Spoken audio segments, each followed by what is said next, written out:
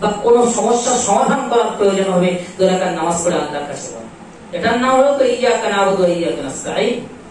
ওই বিসমিল্লাহর এমন পাওয়ার আছে, ওই বিসমিল্লাহর কারণে আল্লাহ পাক ওই ঘরের মধ্যে শয়তানের আসর থেকে হেফাজত করবে। বিসমিল্লাহির রহমানির রহিম। আবু সাঈদ খুদরী রাদিয়াল্লাহু তাআলা আনহু ওখান থেকে সাথীদেরকে নিয়ে অনেকটা আগিয়ে গেলেন। আগিয়ে যাওয়ার পর পিছন থেকে ওই গোত্রের মানুষের আওয়াজ দিতে লাগলো, ভাই তোমাদের মধ্যে কোন ব্যক্তি আছে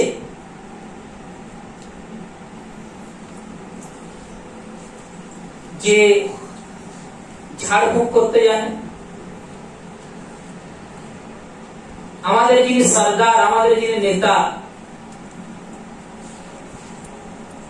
তাকে সাপে দংশন করেছে।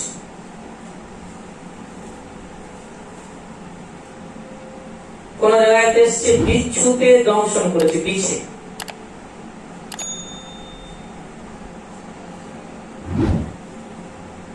হযরত আবু সাঈদ খুদরী রাদিয়াল্লাহু তাআলা আনহু বললেন, নাম আছে, তাহলে একটু আমাদের সাহায্য করো।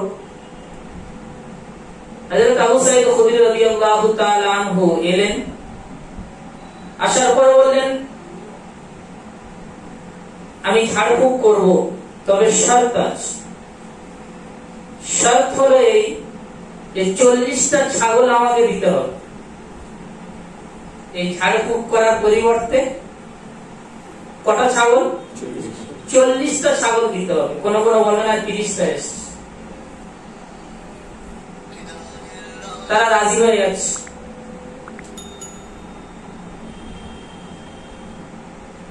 হযরত আবু সাঈদ খুদরী রাদিয়াল্লাহু তাআলা আনহু বললেন, আমি তাকে সূরা ফাতিহা একবার পড়ে তার গায়ে হাত বোলালাম পা পর্যন্ত। ফের আরেকবার পড়ে হাত বোলালাম, ফের আরেকবার পড়ে হাত বোলালাম। এইভাবে একবার, দুবার, তিনবার করে যখন পড়ে তার গায়ে হাত বোলাচ্ছি, আস্তে আস্তে যেন সে সুস্থতা অনুভব করছে। হাদিস পাকের মধ্যে এসেছে 60 বার সূরা ফাতিহা দম করার পরে হযরত আবু সাঈদ খুদরী রাদিয়াল্লাহু তাআলা আনহু যখন হাত ফেরালেন, সে পরিপূর্ণ সুস্থ হয়ে গেল। সুবহানাল্লাহ। এটা হচ্ছে সূরা ফাতিহার কারিশমা, এটা হলো সূরা ফাতিহার বরকত।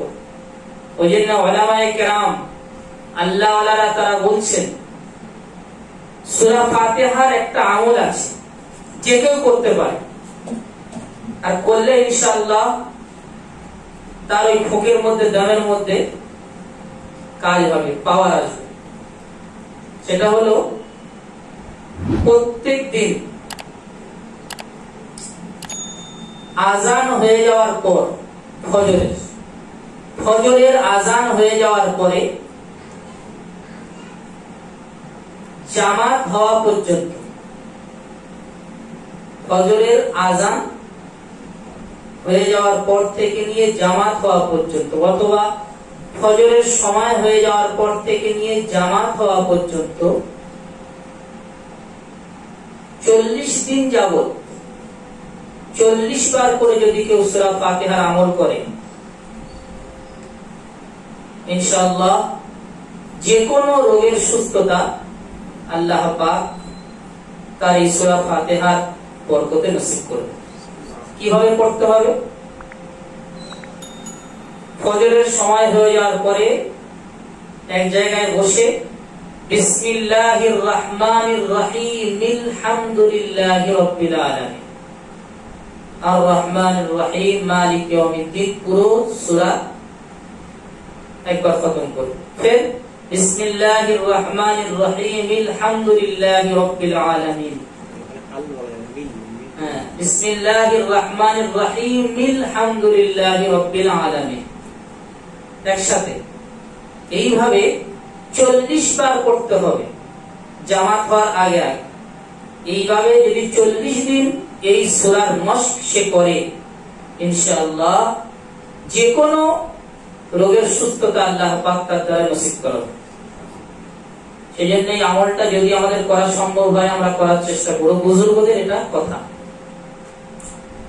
সূরা ফাতিহার আরেকটা নাম হলো সাবিউল মাসানি। একটা নাম হলো সূরা ফাতিহা, আরেকটা নাম হলো সূরাতুশ শিফা, সুস্থতার সূরা। আরেকটা নাম হলো সাবিউল মাসানি। সাবউন মানে 7, আর মাসানি মানে যেটা বারবার পড়া হয়। তার অর্থ হলো ওই 7টি আয়াত যেটা বারবার তেলাওয়াত করা। আমরা বারবার তেলাওয়াত করি কিনা নামাজের মধ্যে? 5 ওয়াক্ত নামাজের মধ্যে কতবার আমরা তেলাওয়াত করি সূরা ফাতিহা? এই জন্য একটা নাম হলো সাবিউল মাসানি। সূরা ফাতিহার আরেকটা নাম হলো উম্মুল কোরআন, কোরআনের মা। আল্লাহ পাক কোরআন পাকের মধ্যে যে সমস্ত বিষয়গুলো বর্ণনা করেছেন সব বিষয়ে সূরা ফাতিহার মধ্যে আল্লাহ পাক সীমাবদ্ধ করে দিয়েছেন। পুরো কোরআনটার মধ্যে বর্ণনা আছে তাওহীদের, একত্ববাদের। পুরো কোরআনের মধ্যে বর্ণনা আছে রিসালাতে, আল্লাহ রাসূল সাল্লাল্লাহু আলাইহি ওয়াসাল্লামের রাসূল হওয়ার ব্যাপার, তার উপর ঈমান আনার ব্যাপার। পুরো কোরআনের মধ্যে বর্ণনা আছে আখিরাতে, কোরআনের মধ্যে বর্ণনা আছে আহকাম, বিভিন্ন আদেশ, বিভিন্ন নিষেধ। আর কোরআনের মধ্যে বর্ণনা আছে ওই সমস্ত লোকেদের যারা আল্লাহকে মানে, আর বর্ণনা আছে ওই সমস্ত লোকেদের যারা আল্লাহকে মানে না। এই 6 ধরনের বিষয় কোরআন পাকের মধ্যে বর্ণনা আছে। একটা হলো একত্ববাদ, আর একটা হলো রিসালাত, আল্লাহ রাসূল সাল্লাল্লাহু আলাইহি ওয়াসাল্লামের রাসূল হওয়ার ব্যাপারে, আর একটা আখিরাতের ব্যাপারে, তার যাবতীয় বিষয় সব এসে যাবে। আর একটা হলো সমস্ত বিধান, কিছু জিনিস আল্লাহ করতে বলেছে, কিছু জিনিস আল্লাহ পাক নিষেধ করেছে। আর 5 নম্বর হলো আল্লাহ পাক তাদের বর্ণনা করেছেন যারা আল্লাহকে মানে, ঈমানওয়ালা। আর আল্লাহ পাক তাদেরও বর্ণনা করেছেন যারা আল্লাহকে মানে না, অস্বীকার করে, কিংবা আল্লাহর সাথে অন্য কাউকে শরীক করে। এই 6 ধরনের বিষয় পুরো কোরআনের মধ্যে আছে। এই 6 ধরনের বিষয়কে আল্লাহ পাক সূরা ফাতিহার মধ্যে বর্ণনা করেছে। বলো সুবহানাল্লাহ। এই জন্য সূরা ফাতিহাকে কোরআনের মা বলা হয়। পুরো কোরআনের মূল নিচড় সূরা ফাতিহার মধ্যে আছে।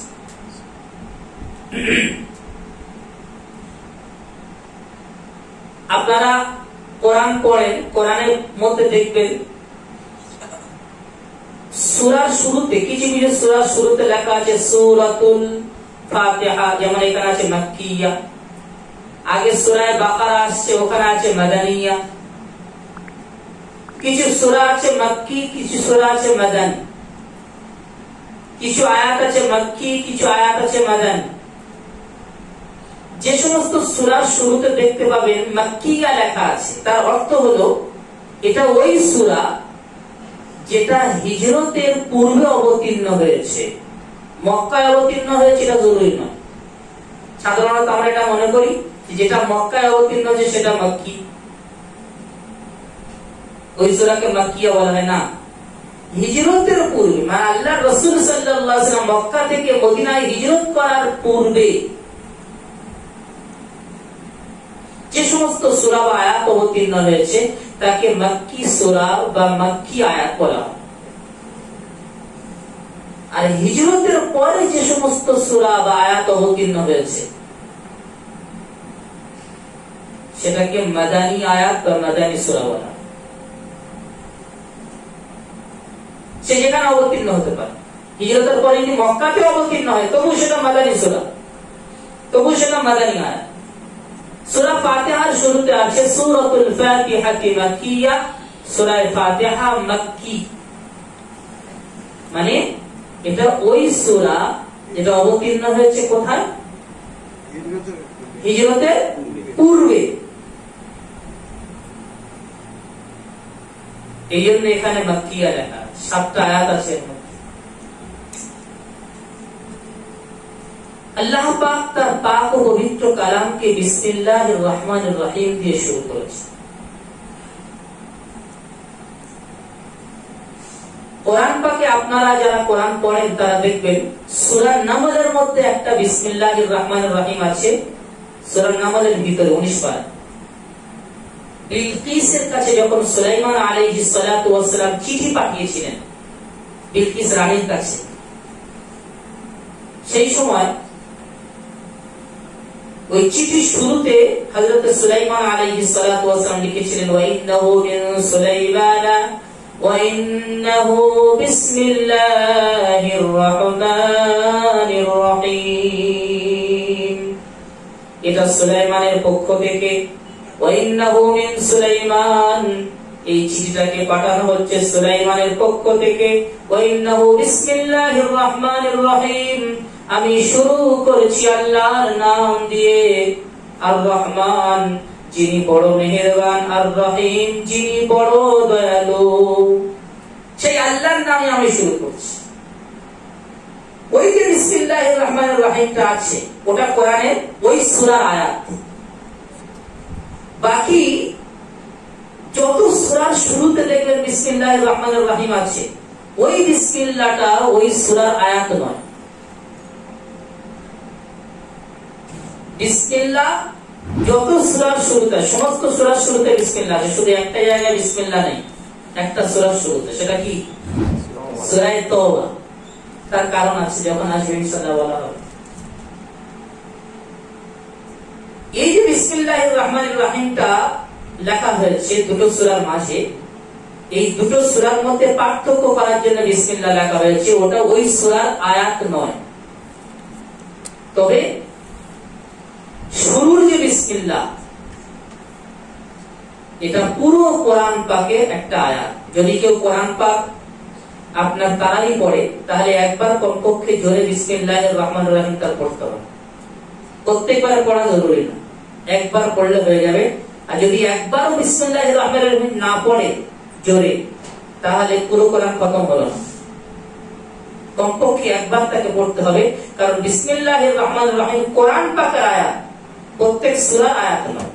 হ্যাঁ, ওই বিসমিল্লাহ যেটা সূরা নামলের মধ্যে আছে সেটা ওই সূরার আয়াত।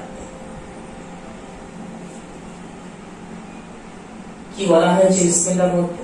বিসমিল্লাহ, বিসমিল্লাহির রহমানির রহিম, আমি শুরু করছি সেই আল্লাহর নামে। আর রহমান যিনি অতীব কৃপাবান, আর রহিম যিনি চরম দয়ালু। এই আয়াত হাদিস পাকের মধ্যে এসেছে, যখনই আয়াত অবতীর্ণ হয়, আয়াত অবতীর্ণ হওয়ার পরে মহান রব্বুল আলামিন তিনি ঘোষণা করেন, যদি কোন ব্যক্তি কোন কাজে কোন জায়গায় বিসমিল্লাহির রহমানির রহিম লেখে কিংবা পড়ে, আমি আল্লাহ অবশ্যই সেই কাজের মধ্যে বরকত নসিব করব। সুবহানাল্লাহ। এটা বিসমিল্লাহ পাওয়া। কোরআন পাক বিসমিল্লাহির রহমানির রহিম দিয়ে শুরু করা, আল্লাহর নাম দিয়ে শুরু করা, এটা শিক্ষা দেওয়া হয়েছে যে কোনো কাজে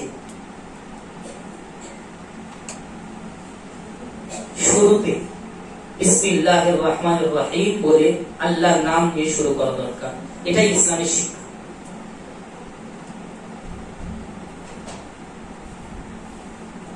হাদিস পাকের মধ্যে এসেছে, জনাবে রাসূলুল্লাহ সাল্লাল্লাহু আলাইহি ওয়াসাল্লাম বলেন, কুল্লু আমরিন যী বালিন লাম ইবদা ফীহি বিসমিল্লাহ ফাহুয়া আজজাম। প্রত্যেক ওই কাজ, যে কাজ আল্লাহর নাম দিয়ে শুরু করা হয় না, যে কাজ আল্লাহর নামে শুরু করা হয় না, সেই নামটা, সেই কাজটা অসম্পূর্ণ রয়ে যায়, সেই কাজ পরিপূর্ণ হয় না যদি আল্লাহর নাম দিয়ে শুরু করা না হয়। এই হাদিসের দিকে লক্ষ্য করে উলামায়ে কেরাম লিখেছেন, প্রত্যেকটা কাজের শুরুতে বিসমিল্লাহ, খাওয়ার সময় বিসমিল্লাহ, পড়ার সময় বিসমিল্লাহ, ঘুমানোর সময় বিসমিল্লাহ, ঘুম থেকে ওঠার পরে বিসমিল্লাহ, বাথরুমে যাওয়ার পূর্বে বিসমিল্লাহ। সমস্ত জায়গায় শরীয়তের বিধান দেখুন বিসমিল্লাহ দিয়ে শুরু করা হয়েছে। যদি আল্লাহর নাম নিয়ে শুরু করা হয়েছে, যদি কেউ ঘুমাতে যায় ঘুমানোর পূর্বে তাকে পড়তে হবে আল্লাহুম্মা বিইসমিকা আমুতু ওয়া আহইয়া, আয় আল্লাহ আমি তোমার নাম নিয়ে ঘুমাই, তোমার নাম নিয়ে আমি মৃত্যুবরণ করি, তোমার নাম নিয়ে আমি জীবিত হই। আল্লাহুম্মা বিইসমিকা, আয় আল্লাহ তোমার নামের বরকতে, তোমার ওসিলায়, তোমার নামে আমি ঘুমাতে যাই, ঘুমাই, আর তোমার নামে আমি জীবিত হই। হাদিস পাকের মধ্যে এসেছে যদি কোনো বান্দা যখন ঘুমাতে যায়, ঘুমাতে যাওয়ার সাথে সাথে প্রকৃতপক্ষে মহান রব্বুল আলামিন তার রূহটা তার থেকে নিয়ে নেয়। ঘুমটাকে মৃত্যুর ভাই বলা হয়েছে। আল্লাহ পাক যদি অর্ডার করেন আবার তার রূহ তার মধ্যে ফিরিয়ে দেওয়া হয়, একটা কানেকশন থাকে। আল্লাহর নাম নিয়ে ঘুমাতে যাওয়া।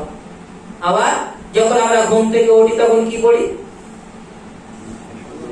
আলহামদুলিল্লাহিল্লাযী আহইয়ানা, আল্লাহর প্রশংসা। সমস্ত জায়গায় যখন শরীয়ত আল্লাহর নাম রেখেছে, আলহামদুলিল্লাহিল্লাযী আহইয়ানা, সমস্ত প্রশংসা সেই আল্লাহর। আহইয়ানা, যিনি আমাদেরকে জীবিত করেছেন, বা'দামা আমাতানা, মৃত্যু দেওয়ার পর, ওয়া ইলাইহিন নুশুর, আর আল্লাহর দিকে আমাদের সকলকে ফিরে যেতে হবে। সকলে আল্লাহর কাছে সকলকে জমা হতে হবে। খাওয়ার শুরুতে বিসমিল্লাহ, কি বিসমিল্লাহি ওয়া আলা বারাকাতিল্লাহ। ওলা হাদিস পাকের মধ্যে এসেছে আল্লাহর রাসূল সাল্লাল্লাহু আলাইহি ওয়াসাল্লাম বলেন, যখন তোমরা ঘুমাতে যাবে, ঘুমানোর শুরুতে, ঘুমানোর সময় তোমরা দরজা বন্ধ করে ঘুমাবে, এবং দরজা বন্ধ করার সময় তোমরা বিসমিল্লাহ পড়বে। ওয়াউকুল আবওয়াব ওয়াযকুর ইসমাল্লাহ, তোমরা দরজা বন্ধ করার সময় বিসমিল্লাহ পড়ে দরজা বন্ধ করো। উলামায়ে কেরাম বলে লিখেছেন, যদি কেউ দরজা বন্ধ করার সময় বিসমিল্লাহ বলে দরজা বন্ধ করে, ওই বিসমিল্লাহর এমন পাওয়ার আছে, ওই বিসমিল্লাহর কারণে আল্লাহ পাক ওই ঘরের মধ্যে শয়তানের আসর থেকে হেফাজত করবে। চতুর্দিকে দরজা বন্ধ থাক, আপনার জানলা খোলা থাকলেও শয়তানের ক্ষমতা নেই ভিতরে প্রবেশ করা। এটা বিসমিল্লাহর পাওয়ার, এটা বিসমিল্লাহর বরকত। বাতি বন্ধ করার সময় বিসমিল্লাহ। যে কোনো কাজ শুরু করা, শেষ করা আল্লাহর নাম নিয়ে শুরু করা, এই তালিম আমাদেরকে দেওয়া হয়েছে। কোরআন পাকের মতো সবথেকে সম্মানী কিতাবকে আল্লাহ পাক শুরু করেছেন বিসমিল্লাহর মাধ্যমে। এই শিক্ষা আমাদের দেওয়া হয়েছে, সমস্ত কাজে তোমার আল্লাহর নাম নিয়ে শুরু করো, আল্লাহর নাম নিয়ে শেষ করো।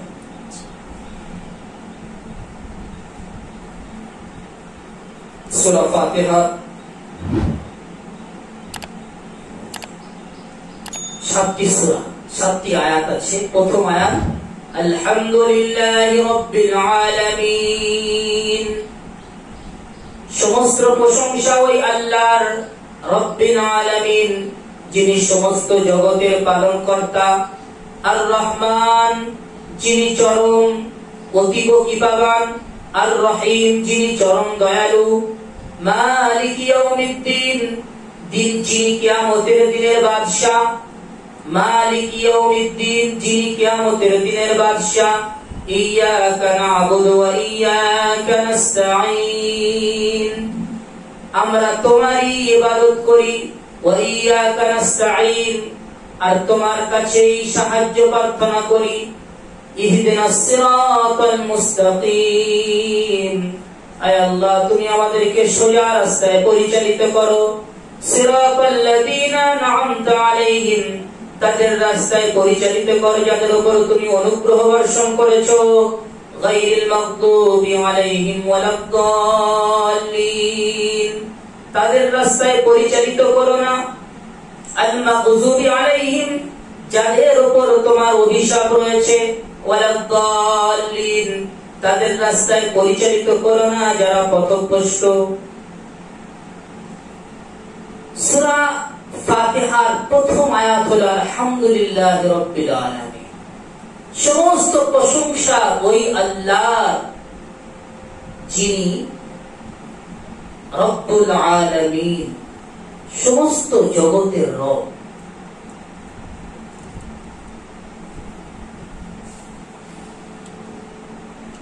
যত রকম প্রশংসা হতে পারে, মানুষ যত রকম প্রশংসা করতে পারে, সমস্ত ধরনের প্রশংসা একমাত্র আল্লাহর। কেন? তার কারণ হলো রব্বুল আলামিন, তিনি সমস্ত জগতের রব। আল্লাহ পাকের অনেকগুলো নাম আছে। কটা নাম আছে জানিও না? জি, সাধারণত আমরা জানি 1 কম 100, তাই না? আল্লাহ পাক, আল্লাহর রাসূল সাল্লাল্লাহু আলাইহি ওয়াসাল্লাম বলেন, ইন্না লিল্লাহি তাআলা 99 ইসমান মিয়াতান গায়রা ওয়াহিদা মান আহসাহা দাখালাল জান্নাহ। আল্লাহ পাকের 99টা নাম আছে, অর্থাৎ 1 কম 100।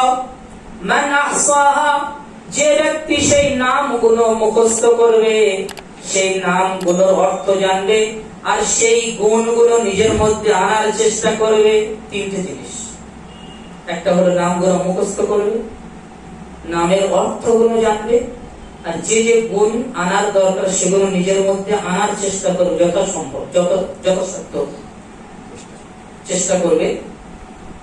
এই 3টে কাজ যদি কেউ করতে পারে, আল্লাহ রাসূল সাল্লাল্লাহু আলাইহি ওয়াসাল্লাম বলছেন, দাখালাল জান্নাহ, কিয়ামতের দিন সে জান্নাতে প্রবেশ করবে। আল্লাহ পাকের 99টা নাম শুধু মুখস্থ নয়, মান আহসাহা মান হাফিজাহা বলেনি আল্লাহ রাসূল। মান আহসাহা, উলামায়ে কেরামে ব্যাখ্যা লিখেছেন যে মুখস্থ করবে, তার অর্থ জানবে এবং সেই গুণগুলো নিজের মধ্যে আনার চেষ্টা। আল্লাহ পাক রহিম, দয়ালু, এই দয়া মানুষ নিজের মধ্যে আনে।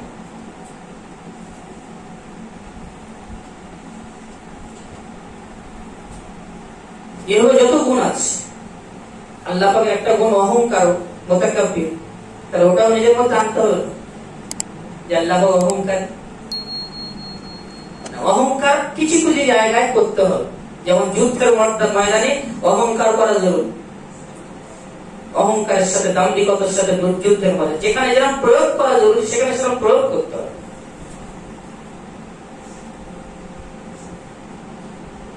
তো এই 99টা নামের ফজিলত হলো যে সে জান্নাতে যায়। কিন্তু প্রশ্ন হলো, আল্লাহ পাকের কি শুধু 99টা নাম আছে? না। মুফাসসির সম্রাট আল্লামা ফখরুদ্দিন রাজি রাহমাতুল্লাহ আলাইহি লিখেছেন, আল্লাহ রাব্বুল আলামিনের 5000 সুন্দর সুন্দর নাম আছে। কত? 5000 সুন্দর সুন্দর নাম আছে। আলফুন ফিল কিতাবি ওয়াস সুন্নাহ, তার মধ্যে 1000 নাম কোরআন এবং হাদিসে এসেছে। ওয়ালফুন ফিত তাওরাত, 1000 এসেছে তাওরাতের মধ্যে। ওয়ালফুন ফিজ জাবুর, 1000 এসেছে ইনজিলের মধ্যে। ওয়ালফুন, তাওরাত জবুর ইনজিল, ইনজিলের মধ্যে কত হলো? 4টে। কোরআন নিয়ে 4টে। কোরআনের মধ্যে 1000, কোরআন ও হাদিসের মধ্যে 1000, জাবুরের মধ্যে 1000, ইনজিলের মধ্যে 1000, তাওরাতের মধ্যে 1000। ওয়ালফুন ফিল লাওহিল মাহফুজ, আর লাওহে মাহফুজের মধ্যে 1000। আল্লাহ পাকের এই 5000 নামের মধ্যে হতে যে নাম ধরে তোমরা আল্লাহকে ডাকবে, আল্লাহ পাক অবশ্যই তোমাদের ডাকে সাড়া দেবে। যে নাম ধরে ডাকবে। ওয়ালিল্লাহিল আসমাউল হুসনা ফাদউহু বিহা। আল্লাহ পাকের সুন্দর সুন্দর অনেকগুলি নাম আছে, ফাদউহু বিহা, যে নাম ধরে তোমরা আল্লাহকে ডাকতে পারো আল্লাহ পাক তার ডাকার জন্য সহজ করে দিয়েছেন। আল্লাহ বলে ডাকলেও আল্লাহ, রব বলে ডাকলেও আল্লাহ, মালিক বলে ডাকলেও আল্লাহ, কুদ্দুস বলে ডাকলেও আল্লাহ, সালাম বলে ডাকলেও আল্লাহ, রহমান বলে ডাকলেও আল্লাহ, রহিম বলে ডাকলেও আল্লাহ, হান্নান বলে ডাকলেও আল্লাহ, মান্নান বলে ডাকলেও আল্লাহ। যে নাম ধরে তোমরা আল্লাহকে ডাকবে আল্লাহ পাক অবশ্যই তোমাদের ডাকে সাড়া দেবে। সামাদ এটাও আল্লাহ পাকের। তো আল্লাহ পাকের এতগুলো নামের মধ্যে হতে আল্লাহ পাক রব শব্দ এখানে ব্যবহার করে, রব্বুল আলামিন। রব কাকে বলে? রব। আল্লাহ পাক কেন প্রশংসার যোগ্য, কেন সমস্ত রকম প্রশংসা আল্লাহ? তার প্রথম কারণ হলো রব্বুল আলামিন। উলামায়ে কেরামগণ লিখেছেন রব মানে পালন কর্তা।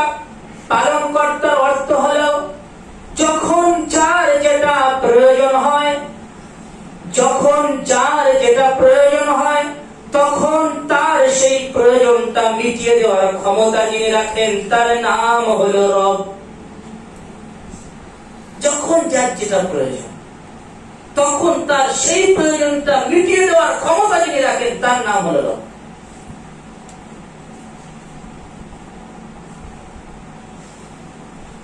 আলামিন সমস্ত জগতের রব।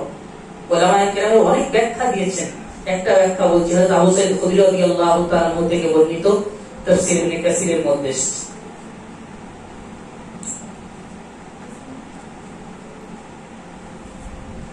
যে পুরো পৃথিবী, জমিন এবং আসমান, এই পুরো পৃথিবীটা হলো একটা আলম।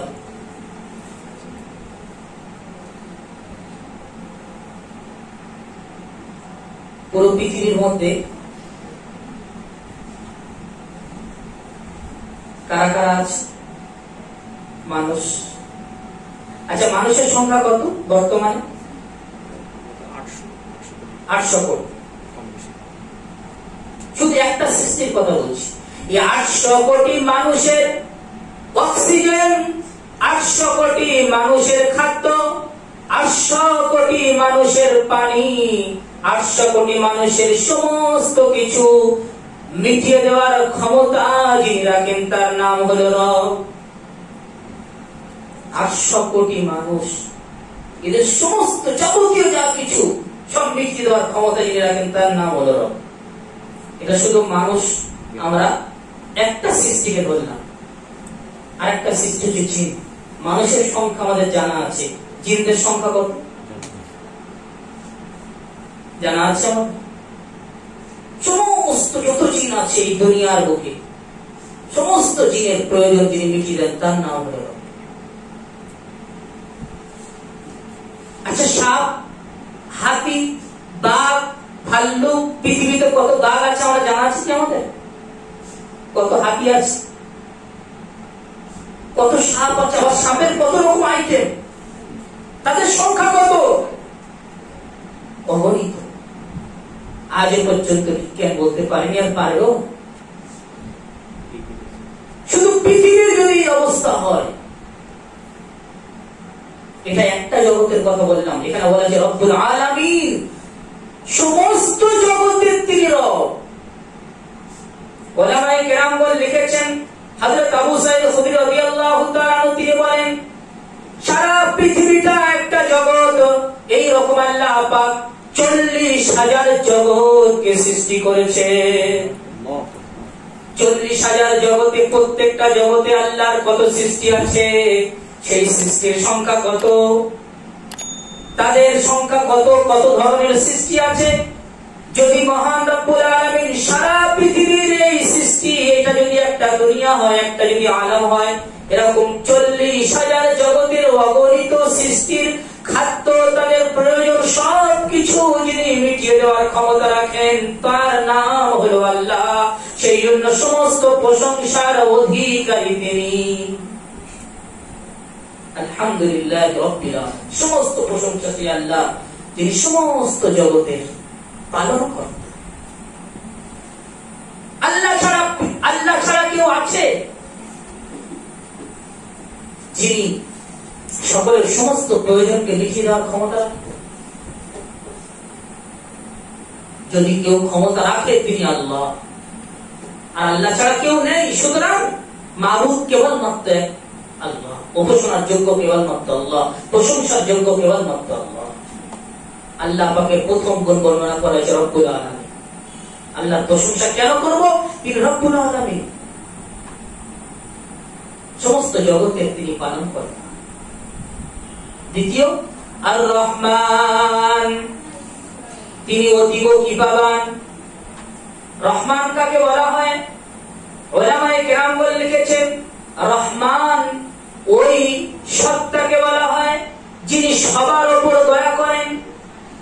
যে তাকে মানে তার উপর দয়া করেন, যে তাকে মানে না তার উপর দয়া করেন। যারা আল্লাহকে অস্বীকার করে কাফের, তাদেরকেও আল্লাহ পাক খাওয়ান, তাদেরকেও পানি দেন, তাদেরকেও অক্সিজেন দেন, তাদেরও ধন সম্পদ দেন। আর যারা আল্লাহকে মানে, যারা মানে তাদেরকেও দেন, যারা মানে না তাদেরকেও দেন। কাফেরদেরকে বেঁচে রেখেছেন কি রাখেন? জি, তাদের সম্পদ দিয়েছি কি দেন? আল্লাহ পাক সব রকম তাদের কিছু দিয়ে রেখেছে, বরং আরো বেশি দিয়েছে বাহ্যিক ভাবে। কেন? কারণ এই দুনিয়ার মূল্য আল্লাহর কাছে কিছু। হাদিস পাকের মধ্যে এসেছে জনাব রাসূলুল্লাহ সাল্লাল্লাহু আলাইহি ওয়াসাল্লাম বলেছেন, লাউ কানাতিদ দুনিয়া ইনদাল্লাহি জানাহা বাউযা, যদি এই পুরো দুনিয়ার মূল্য আল্লাহর কাছে মশার ডানা পরিমাণ হতো, পুরো দুনিয়ার যা কিছু সম্পদ আছে সমস্ত সম্পদের মূল্য যদি আল্লাহর কাছে মশার ডানা পরিমাণ হতো, একটা মশার ডানা, মা সাকা কাফিরান শারবাতা মিম্মা, পৃথিবীতে কোন কাফিরকে এক ঘট পানিও আল্লাহ পাক পান করাতেন না। যদি মশার ডানা পরিমাণ দাম হতো, কোন কাফিরকে এক ঘট পানি আল্লাহ পাক দিতেন না, অথচ তাদেরকে সব দিয়ে রেখেছে। বোঝা গেল মশার ডানার পরিমাণ আল্লাহর কাছে দাম, আর তার পিছনে আমরা চলছি। তো রহমান বলা হয় ওই সত্তাকে যিনি সবার উপর দয়া করেন, মানুষের উপরও, জিন জাতির উপরও, যারা তাকে মানে তার উপরও, যারা মানে না তার উপরও দয়া। আর রাহিম, তৃতীয় গুণ আর রহিম। রহিম ওই সত্তাকে বলা হয় যিনি কেবলমাত্র মুমিনদের উপর দয়া করেন। যারা তাকে মানে তাদের উপর যিনি দয়া করেন তার নাম হলো রহিম। আর যারা তাকে মানে না তাদের উপরও যিনি দয়া করেন তার নাম হলো রহমান। সেই জন্য উলামায়ে কেরাম লিখেছেন, আর রহমানের অর্থ হলো যিনি দুনিয়ার সমস্ত সৃষ্টির উপর দয়া করেন। আর রহিমের অর্থ হলো যিনি কেবলমাত্র মুমিনদের উপর দয়া করবেন, অর্থাৎ কিয়ামতের দিন।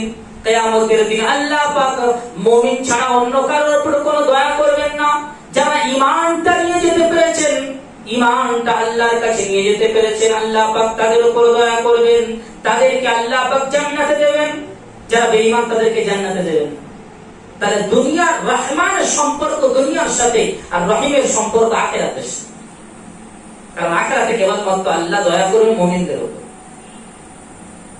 এটা চতুর্থ। তৃতীয়, আল্লাহ কত দয়ালু।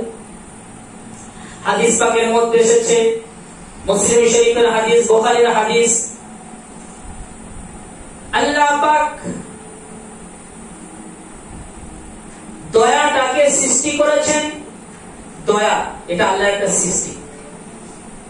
আর দয়াকে 100 ভাগে ভাগ করেছেন। ইন্নাল্লাহা জাআলার রাহমাতা মিয়াতা জুজইন, আল্লাহ পাক রহমতকে 100 ভাগে ভাগ করেছেন।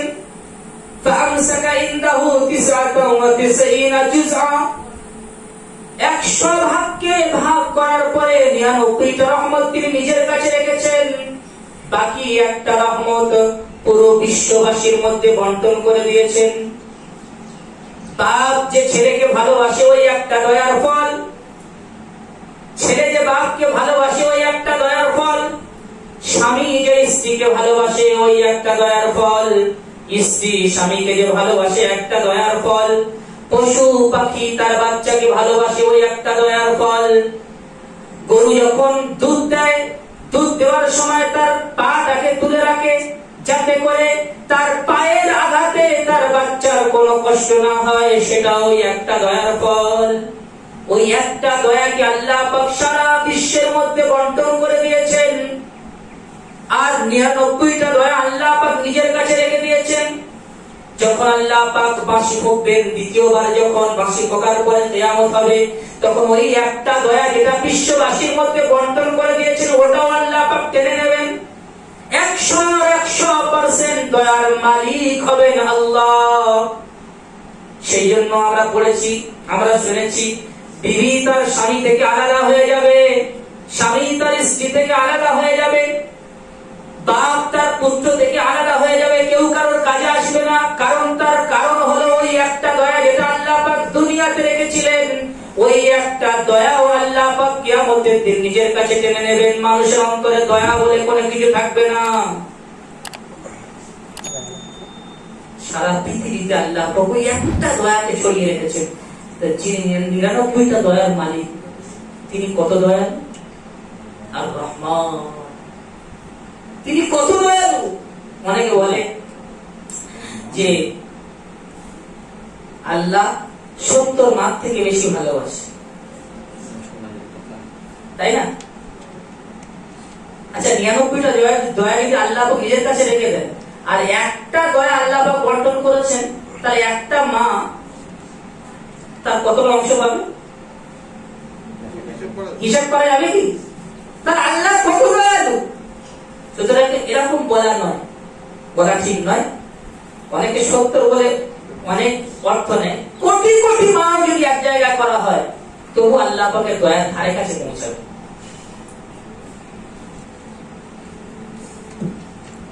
আল্লাহ পাক হচ্ছে রহিম। আল্লাহ পাকের চতুর্থ গুণ কি? মালিক ইয়াউমিদ্দিন, তিনি কিয়ামতের দিনের মালিক। আল্লাহ পাকের প্রথম গুণ হলো তিনি রব্বুল আলামিন, সমস্ত জগতের তিনি পালনকর্তা। দ্বিতীয় গুণ হলো আর রহমান, যিনি অতীব কৃপাবান। তৃতীয় গুণ হলো আর রহিম, যিনি চরম দয়ালু।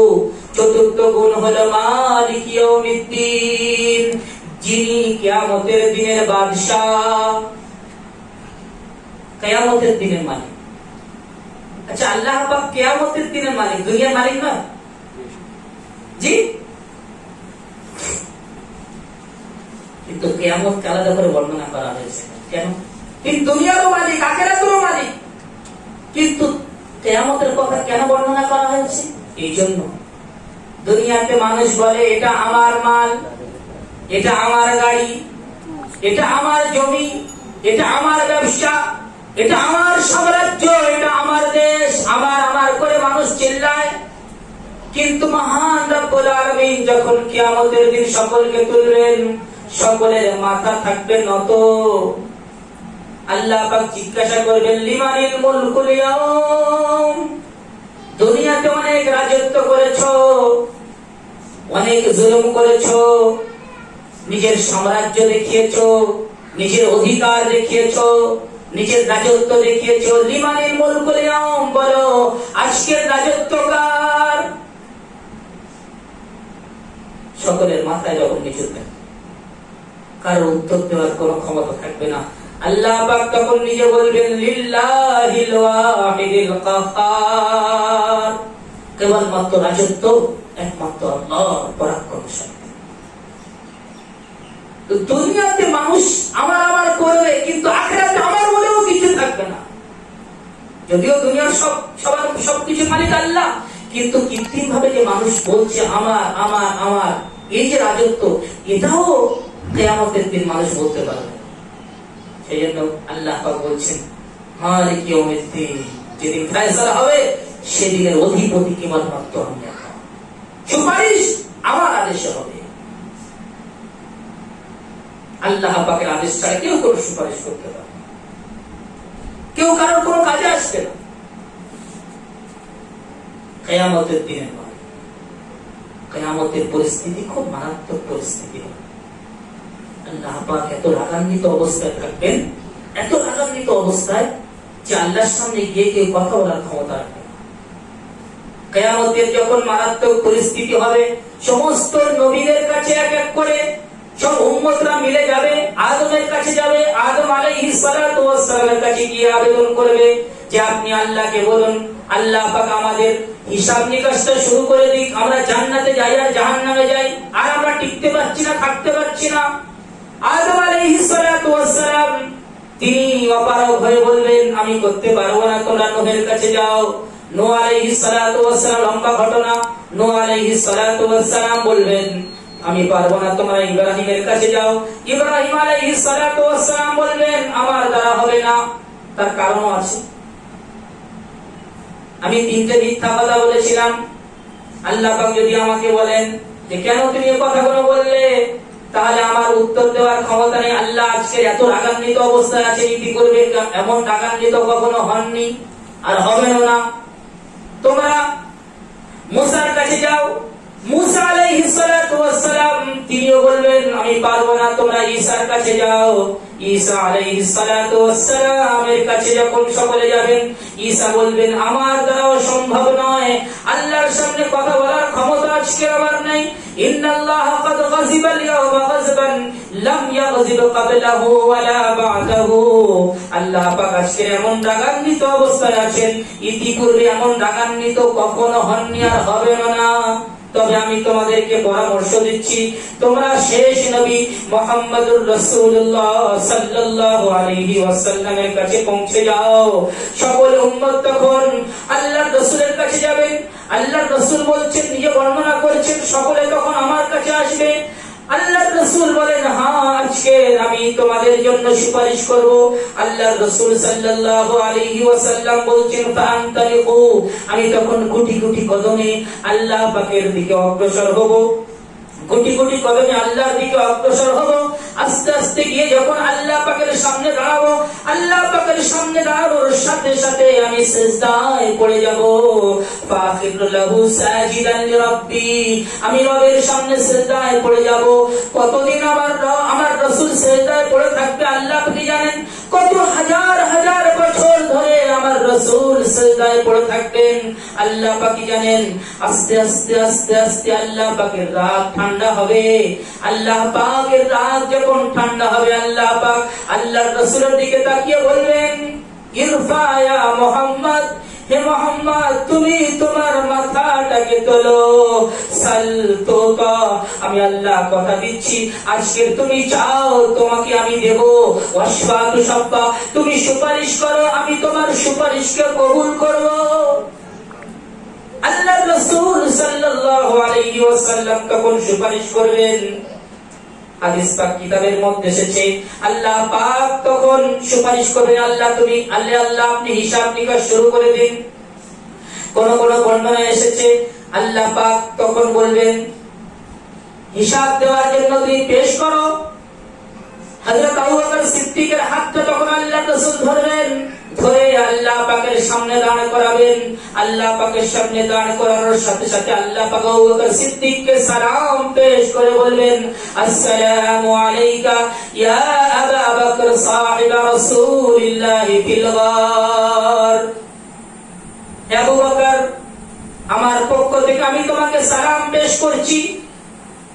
তুমি সেই মুহূর্তে, যে মুহূর্তে কেউ আমার রাসূলের সাথে আমার মাহবুবের সাথে ছিল না, মুহাম্মাদের সাথে ছিল না, সেই কালের মধ্যে তুমি আমার মাহবুবের সঙ্গে ছিলে, সেই জন্য আমার পক্ষ থেকে আমি তোমাকে সালাম পেশ করছি। আবু বকর সিদ্দিককে সালাম পেশ করলেন আল্লাহ পাক। তো আল্লাহ রাসূল সাল্লাল্লাহু আলাইহি ওয়াসাল্লামের মাধ্যমে সুপারিশ হবে। আর এই সুপারিশ শুরু হওয়ার পর আস্তে আস্তে নবীরা সুপারিশ করবেন। তারপরে মুমিনদেরকে আল্লাহ পাক সুপারিশ করার এক এক করে অধিকার দেন। এমনকি এটাও এসছে যদি কেউ দুনিয়াতে কারোর এক ঘট পানিও পান করায়, আর কিয়ামতের দিন যদি সে তার কাছে যে পানি করিয়েছে সে যদি তাকে তার কাছে যায়, যাকে পান করিয়েছে, যে আমি তো তোমার দুনিয়াতে পানি পান করিয়েছিলাম, আজকে আমি বেঁধে গেছি, আমার জন্য একটু আল্লাহর দরবারে সুপারিশ করো না। ওই এক ঘট পানি পান করানোর কারণে আল্লাহ পাক ওই ব্যক্তিকেও সুপারিশ করার অধিকার দান করে। এই জন্য দুনিয়াতে যত ভালো কাজ করা যায়, মানুষের উপকার করা, তো কিয়ামতের দিনে আল্লাহ পাক মালিক, অনেক লম্বা কিয়ামতের যখন বর্ণনা আসবে ইনশাআল্লাহ সেই সময় হবে। আল্লাহ পাকের 4টে গুণ বর্ণনা করা হয়েছে, আর যার মধ্যে এই 4টে গুণ থাকবে, তিনি কেবলমাত্র প্রশংসার যোগ্য। সেই জন্য বলা হচ্ছে আলহামদুলিল্লাহ, সমস্ত প্রশংসা। যখন আল্লাহ পাকের প্রশংসার যোগ্য, তাহলে ইবাদত আমরা কার করব? আল্লাহ। ইয়াকা না'বুদু, আয় আল্লাহ আমরা তোমারই ইবাদত করি, ওয়া ইয়াকা নাস্তাঈন, আমরা তোমার কাছেই সাহায্য প্রার্থনা করি। ইবাদত করি তো তোমারই করি, মাথা নত করি তো তোমারই সামনে করি। আমরা কোন গাছ, কোন পশু, কোন পাখি, কোন বৃক্ষ, কোন পাথর, কোন চাঁদ, কোন সূর্যের সামনে আমরা মাথা নত করি না। আমরা কেবলমাত্র মাথা নত করি তোমারই সামনে।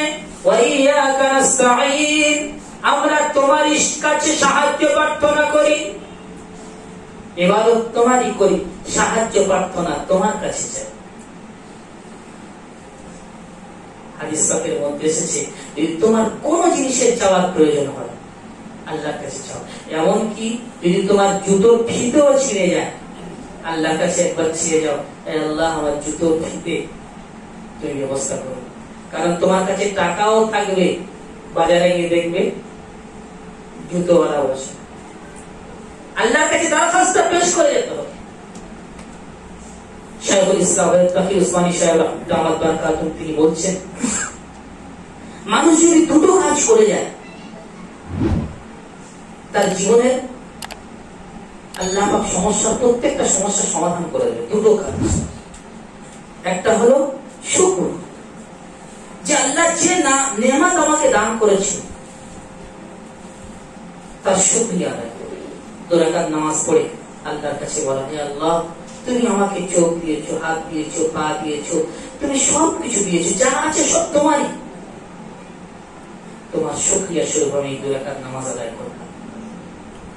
যদি মানুষ শুকরিয়া আদায় করে তাহলে আল্লাহ পাক তার নিয়ামতকে আরো বাড়িয়ে দেবেন, সম্পদ আরো বাড়িয়ে দেবেন, চোখের জ্যোতি আরো বাড়িয়ে দেবেন, কানের শ্রবণ শক্তি আরো বাড়িয়ে দেবেন, বলার পাওয়ার আরো বাড়িয়ে দেবেন। কিন্তু আমরা সাধারণত এটা করি না। কোন কাজ করলাম, কাজটা সুন্দরভাবে হয়ে গেল, আমরা কি তার জন্য 2 রাকাত নামাজ পড়ে আল্লাহর কাছে বলি, আল্লাহ আলহামদুলিল্লাহ খুব সুন্দরভাবে কাজটা হয়েছে। যে কোনো কাজ, যা যা নিয়ামত আল্লাহ পাক আমাকে দিয়েছেন তার উপর শুকরিয়া আদায় করা। 2 রাকাত যেরকম নফল নামাজ পড়ে ওরকম নফল নামাজ শুকরের নিয়তে পড়া। আরেকটা কি করতে হবে, যে কোনো সমস্যা আপনার সামনে আসছে তার জন্য 2 রাকাত নামাজ পড়ে আল্লাহর কাছে কাঁদবেন। এর নাম হচ্ছে সালাতুল হাজাত।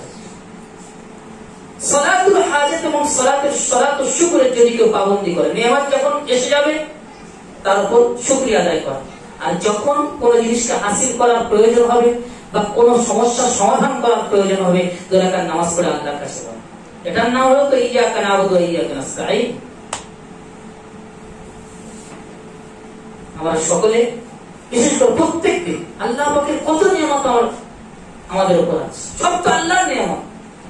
সেই জন্য এই দুটো কাজ আমরা আজকের থেকে করার চেষ্টা করি। নফল নামাজের মধ্যে দুটোকে শরীক করব, একটা হলো সালাতুল শুকর আর একটা সালাতুল হাজাত। বাস 2 রাকাত যেরকম নফল নামাজ পড়ে সেই রকম। আপনার সামনে কোনো সমস্যা আছে, ধরুন আপনার 10,000 টাকা প্রয়োজন হবে, কোন একটা সমস্যা, 2 রাকাত নামাজ পড়ে আল্লাহর কাছে। আর মানুষের প্রত্যেক দিন না কিছু তার প্রয়োজন তো আছে, আল্লাহ তুমি আমার বাচ্চাদেরকে নেক বানিয়ে দেবে, এটাও তো একটা প্রয়োজন। তার জন্য 2 রাকাত নামাজ পড়ে আল্লাহর কাছে কাঁদো। ইয়াকা না'বুদু ওয়া ইয়াকা নাস্তাঈন, আমরা তোমারই ইবাদত করি আর তোমার কাছেই সাহায্য প্রার্থনা করি। আগে আল্লাহ পাক আমাদেরকে দোয়া করা শেখাচ্ছে। আমরা আল্লাহর কাছে চাইবো, কি চাইবো? আল্লাহ পাক আমাদের ধন সম্পদ চাওয়ার কথা বলেনি, কি চাওয়ার কথা বলছে দেখো, ইহদিনাস সিরাতাল মুস্তাকিম, আয় আল্লাহ তুমি আমাদেরকে সোজা রাস্তায় পরিচালিত করো, সিরাতে মুস্তাকিম পরিচালিত করো, সোজা রাস্তায়, মানে যে রাস্তার মধ্যে কমিও নেই, বাড়াবাড়িও নেই, ছাড়াছাড়িও নেই। দেখুন একটা জিনিস ভালো করে বলুন, আমাদের পূর্বে ইহুদরাও এসেছিল, খ্রিস্টানরাও এসেছিল। ইহুদ যারা মুসাকে মানে, আর খ্রিস্টান যারা ঈসাকে মানে। ইহুদিদের মধ্যে প্রচন্ড বাড়াবাড়ি ছিল, যে কোনো ইবাদত করতে গেলে খুব বেশি বাড়াবাড়ি। রোজা 3 দিন রাখতে বলেছে, রাখতে রাখতে সময় লেগে। আর খ্রিস্টানদের মধ্যে ছাড়াছাড়ি ছিল, শিখের হচ্ছে তো হচ্ছে। ইসলাম এসছে এই দুটোর মাঝে, বাড়াবাড়িও নয় যেমন ইহুদিরা করে, ছাড়াছাড়িও নয় যেমন খ্রিস্টানরা করে, দুটির মাঝে মধ্যম পন্থা, এর নাম হলো সিরাতুল মুস্তাকিম। সিরাতুল মুস্তাকিম বলতে কোন রাস্তা? আল্লাহ পাক নিজে তার ব্যাখ্যা দিচ্ছে। তাহলে আমরা আল্লাহর কাছে দোয়া করবো কিসের?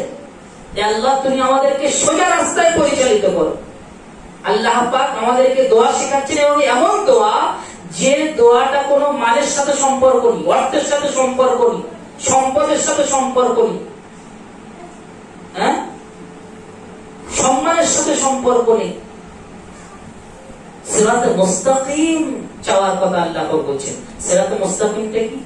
সিরাতাল্লাযীনা আন'আমতা আলাইহিম, তাদের রাস্তায় পরিচালিত করো যাদের উপর তুমি অনুগ্রহ বর্ষণ করেছো। সিরাতুল মুস্তাকিম বলতে তাদের রাস্তায় পরিচালিত করো যাদের উপর তোমার অনুগ্রহ আছে, ইনআম আছে, নিয়ামত আছে। কাদের উপর নিয়ামত আছে? এর ব্যাখ্যা আল্লাহ পাক অন্য জায়গায় দিয়েছে। وَمَن يُطِعِ اللَّهَ وَرَسُولَهُ فَأُولَئِكَ الَّذِينَ أَنْعَمَ اللَّهُ عَلَيْهِمْ مِنَ النَّبِيِّينَ وَالصِّدِّيقِينَ وَالشُّهَدَاءِ وَالصَّالِحِينَ وَحَسُنَ أُولَئِكَ رَفِيقًا। যারা আল্লাহ এবং আল্লাহর রাসূলের অনুসরণ করবে তাদের হাসর হবে তাদের সাথে যাদের উপর আল্লাহ পাক অনুগ্রহ বর্ষণ করেছেন। আল্লাহ পাক 4 ধরনের মানুষের উপর অনুগ্রহ বর্ষণ করেছেন। মিনান নবিয়্যিন, তারা হলেন নবীগণ। ওয়াস-সিদ্দীকিন, তারা হলেন সিদ্দিক অর্থাৎ সাহাবায়ে কেরাম। ওয়াস-শুহাদা, যারা আল্লাহর রাস্তায় দ্বীনের জন্য গলা কাটিয়েছে। ওয়াস-সালিহিন, যারা আল্লাহ ওয়ালা, যারা আল্লাহর নেক বান্দা। অর্থাৎ আমরা আল্লাহর কাছে প্রত্যেকদিন নামাজের মধ্যে বারবার এই দোয়া চাচ্ছি, আয় আল্লাহ তুমি আমাদেরকে সিরাতুল মুস্তাকিমে পরিচালিত করো, অর্থাৎ নবীদের রাস্তায় পরিচালিত করো, সাহাবাদের রাস্তায় পরিচালিত করো। আয় আল্লাহ তুমি শহীদদের রাস্তায় পরিচালিত করো, আল্লাহ ওয়ালাদের রাস্তায় পরিচালিত করো। এই 4 ধরনের মানুষের রাস্তাকে সিরাতে মুস্তাকিম বলা হয়েছে। নবীদের রাস্তা সিরাতে মুস্তাকিম, ওয়ালিদের রাস্তা সিরাতে মুস্তাকিম, সাহাবাদের রাস্তা সিরাতে মুস্তাকিম, শুহাদাদের রাস্তা সিরাতে মুস্তাকিম। আমরা নামাজের মধ্যে বারবার আল্লাহর কাছে এটাই চাচ্ছি, হে আল্লাহ নবীরা যেরকম চলেছে, যে পথে চলেছে সেই পথে তুমি আমাদেরকে চালাও। সাহাবারা যে পথে চলেছে সেই পথে তুমি আমাদেরকে চালাও। তোমার ওই সমস্ত বান্দারা যারা তোমার দ্বীনকে বিশ্বের বুকে সমুন্নত করার জন্য নিজের গলাকে কাটিয়েছে যুদ্ধের ময়দানে, যুদ্ধের প্রান্তরে, তাদের মতো তারা যে রাস্তায় চলেছে তাদের রাস্তায় আমাদেরকে চালাও। আর তোমার নেক বান্দারা যে রাস্তায় চলেছে তাদের রাস্তায় আমাদেরকে চালাও। আজকের নবী নেই, নবী আছে আমাদের মধ্যে, সাহাবা আছেন, শুহাদা এখন তো সেই পর্যায়ে নেই। পাওয়া যাচ্ছে যেখানে যেখানে ইসলামের বিজয় করার জন্য যেখানে গলা কাটছে প্রকৃত তারাই হচ্ছে শহীদ। তাদেরকে এখন আমরা এত দূর থেকে পাবো। কিন্তু চতুর্থ যারা এই নেক লোক, তারা কিন্তু এখন এদের রাস্তায় তুমি পরিচালিত করো, এদের সংস্পর্শ তুমি নসিব করো, এদের সাথে থাকা তুমি তৌফিক নসিব করো। সব কিছুকে বাদ দিয়ে সিরাতে মুস্তাকিমের জন্য দোয়া করার কথা বলছেন, ওলিদের রাস্তায় চলার জন্য দোয়ার কথা বলছেন। আর দুটো রাস্তায় তুমি পরিচালিত করো, কি গায়রিল মাগদুবি আলাইহিম, তাদের রাস্তায় পরিচালিত করো না যাদের উপর তোমার অভিশাপ রয়েছে। কাদের উপর আল্লাহ পাক অভিশাপ রয়েছে? মুফাসসিরিনে কেরাম লিখেছেন তারা হলো ইহুদি। ইহুদিদের উপর আল্লাহ পাকের অভিশাপ আছে। আল্লাহ বলছেন তোমরা আমার কাছে দোয়া করো যে আল্লাহ তুমি আমাদেরকে ইহুদিদের রাস্তায় পরিচালিত করো।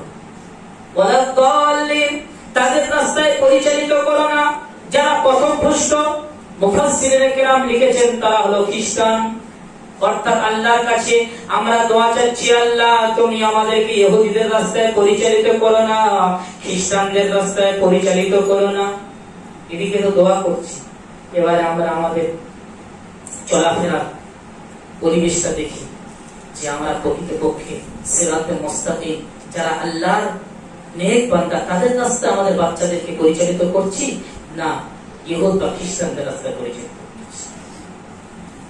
আজকে আমাদের ভাবতে হবে শরীয়তের বিধান হলো আসসালাম, দেখার সাথে সাথে কি বলতে হবে? সালাম। যখন চলে যাবে তখন আসসালাম, আসসালামু আলাইকুম ওয়া রাহমাতুল্লাহ। কিন্তু আমাদের বাচ্চারা আজকে সালামের জায়গায় কি বলে? Bye bye, tata, good morning, সব কি এই মোবাইল ফোনে যে হ্যালো আমরা বলি, এটাও তো ইসলামের শিক্ষা নয়। তাহলে আমরা আল্লাহকে বলছি আল্লাহ তুমি আমাদেরকে খ্রিস্টানদের রাস্তায় পরিচালিত করো না, ইহুদিদের রাস্তায় পরিচালিত করো না, কিন্তু আমরা পদে পদে দেখছি আমরা তাদের রাস্তায় পরিচালিত হচ্ছি। সেই জন্য খুব সতর্ক থাকা দরকার। এই জন্য জরুরি নিজের বাচ্চাদেরকে মক্তবের সাথে যুক্ত করা, মুনাজ্জাম মক্তবের সাথে নিজের বাচ্চাদেরকে যুক্ত করা, দিনিয়াতের সাথে নিজের বাচ্চাদেরকে যুক্ত করা। নচেত এই জাতিকে বাঁচানো যদি যেভাবে চলছে, যদি আমরা মক্তবের নিজাম ও সিস্টেমকে মজবুত না করি, 100 ভাগের 99 ভাগ মানুষ, 90 ভাগ মানুষ তারা তাদের বাচ্চাদেরকে স্কুল কলেজে পড়ে। 10% খুব বেশি বলেছি, 4% কেবলমাত্র বাচ্চাদেরকে মাদ্রাসায়। এই 96% বাচ্চা এরা যদি ছোট থেকে কিছু না শেখে, না আল্লাহ না মোহাম্মদ না কিচ্ছু শেখে ইসলাম সম্পর্কে, তো একদিন গিয়ে তো এরা বেদিন হয়ে যায় 10-15 বছর পরে। আজকে এমন একটা পরিস্থিতি তৈরি হয়েছে, দেখো যে অবস্থাটা আজকে আমি কথা রাখছিলাম যেখানে ট্রেনিং হচ্ছিল মক্তবে, যে একটা জামানা ছিল কেজি স্কুলে মানুষ প্রাইমারিতে পড়াতো, কেজি স্কুল বলে কিছু ছিল, পরে কেজি এলো, কেজি তার লোয়ার আপার 1 2 3 4, কিন্তু এখন আরেকটা গ্রুপ করা হয়েছে সেটা প্লে গ্রুপ। প্লে গ্রুপ না, যে অবস্থাতে বাচ্চারা খেলাধুলা করে সেই অবস্থাতেও তার মায়ের কাছে না রেখে কোথায় রাখতে হবে? স্কুলে। এমন একটা জায়গায়, এমন একটা কিছু মানুষের কাছে যাদের চলাফেরা তো আমরা জানি, যারা হয়তো জীবনে মানে পরিষ্কার পরিচ্ছন্ন থাকে কিনা, দাঁড়িয়ে যারা পেশাব করে, যে সমস্ত ম্যাডামের পা থেকে মাথা পর্যন্ত বেপরদি, সেই সমস্ত ম্যাডাম এবং সেই সমস্ত পুরুষের কাছে আমি 3 থেকে 3.5 বছরের বাচ্চাকে তুলে দিলাম। অথচ সেই বাচ্চা 3.5 বছর 3 বছর বয়সে সে মার বেশি মুখাপেক্ষী। সেই মা বসে আছে বাইরে আর লালন পালন করার জন্য দিচ্ছে কার কাছে? শরীয়ত থেকে কত দূরে, ইসলাম থেকে কত দূরে, এটা একটা চক্রান্ত। ওই অবস্থাতে সে মায়ের, আপনি যত বড় বড় মনীষীদের বুজুর্গদের ইতিহাস পড়ুন, তাদের জীবনী পড়ুন, দেখুন কোন হযরতে ইমাম বুখারী, ইমাম মুসলিম, ইমাম আজম আবু হানিফা, আব্দুল কাদের জিলানী, খাজা মঈন চিশতি আজমিরি, যত বড় বড় মানুষ পৃথিবীর বুকে এসেছে তাদের জীবনী পড়ে দেখুন যে তারা ছোট অবস্থায় কার কাছে লালিত পালিত হয়েছে? সব তাদের মায়ের কাছে। মায়ের কাছেই তো মেন তারা শিক্ষা পাবে, কিন্তু সেই সময় তাদেরকে তুলে দেওয়া হচ্ছে বেদিকদের হাতে। সেই জন্য খুব ভাববার সময় এসছে, আমাদের মায়েদের খুব সজাগ হওয়ার প্রয়োজন। নিজের বাচ্চাদেরকে দুনিয়ার সাথে যুক্ত করুন, আর তাদেরকে ইসলামিক শিষ্টাচার, ইসলামিক কৃষ্টি কালচার গুলো শেখানোর চেষ্টা করুন। নিজে শিখুন এবং তাদেরকে শেখান। বড়দের জীবনী পড়ুন, বড়দের ঘুমানোর সময় বাচ্চাদের সামনে বড়দের জীবনী পড়ুন, বড়দের জীবনীর কথা শুনুন। ইমাম বুখারীর কত সুন্দর সুন্দর ঘটনা আছে, ইমাম আবু হানিফার কত সুন্দর সুন্দর ঘটনা আছে ছোট্ট বয়সে, সেগুলো তাদের সামনে শোনা। সে শুনতে শুনতে ঘুমিয়ে পড়বে, আর ওই সমস্ত জিনিস তাদের অন্তরে গেঁথে যাবে। সেই জন্য আমার মায়েদেরকে বলছি, নিজের বাচ্চাদেরকে হেফাজত করুন। যদি আমরা এখন থেকে হেফাজত না করি, খুব তাড়াতাড়ি আমরা আমাদের বাচ্চাদেরকে পাবো। সেভাবে আমাদের সাগরে বলে শেষ করছি, আমাদের সাগরের মুনাজ্জাম মক্তবের ট্রেনিং হচ্ছিল। বারাইপুর জোন থেকে কিছু জিম্মেদার সাথে গিয়েছে। তার মধ্যে একজন পরিষ্কার ভাবে সবার সামনে বললেন যে আমার বাড়ি, আমার গ্রামে 6 জন দুঃখের সাথে তিনি বলছেন 6 জন উচ্চশিক্ষায় শিক্ষিত মহিলা আছে। মানে যারা উচ্চশিক্ষায় শিক্ষিত হচ্ছে প্রত্যেকে হিন্দু ঘরে গিয়ে বিয়ে করছে। প্রত্যেকে। কেন? তারা জানে ধর্ম কোনো ব্যাপার নেই, এটাও ধর্ম ওটাও ধর্ম। তাদের মধ্যে ছোটবেলা থেকে ওই শিক্ষা দেওয়া হয়। সেই জন্য আমার মায়েদের বলবো, খুব সজাগ হওয়ার প্রয়োজন। বাচ্চাদেরকে দিনিয়াতের সাথে যুক্ত করুন, দিনের সাথে যুক্ত করুন। নিজের চলাফেরাটাও ইসলামিক লেভেলে করুন। আপনার দেখে দিয়ে আপনার বাচ্চা শিখবে। যাক, সংক্ষিপ্ত আকারে সূরা ফাতিহার আজকে তাফসীর করা হলো। আল্লাহ পাক আমাদের সকলকে দিনের সঠিক জিনিসটা বুঝে আমল করার তৌফিক নসিব করুন। ওয়া আখিরু দাওয়ানা